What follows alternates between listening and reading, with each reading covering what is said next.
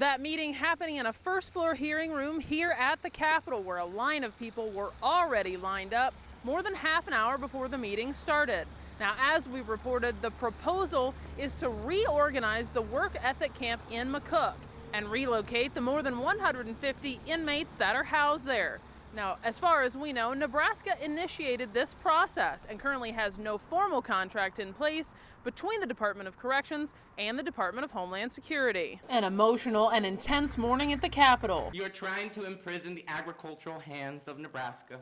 They're already battered and bruised. The Urban Affairs Committee holding public hearing on LR 148, an interim study looking into potential building code issues with the WEC building's repurposing, led by Omaha Senator Terrell McKinney. We have men that are currently sitting in our Nebraska State Penitentiary that is very overcrowded, that I've visited multiple times in the last month, which has men crammed in spaces that they shouldn't be in and living in inhumane conditions. Along with the information provided, testimony from Nebraska Correctional System Inspector General Doug Kobernick, sharing some concerns with how the successive programming at WEC might be affected. And as far as replicating the programming and other experiences provided at WEC for this specific custody, I think there's going to be a challenge for the department to find both the space and the time to replicate those efforts.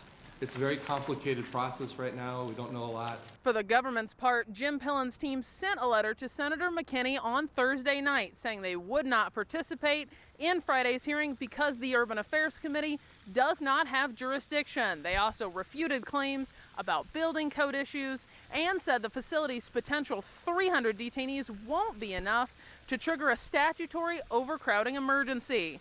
In that letter, Pillen staff saying that NDCS is at 115% of its occupational capacity, far from the 140 that would trigger that emergency statute. Reporting at the Nebraska State Capitol, Darsha Dodge, 1011 News.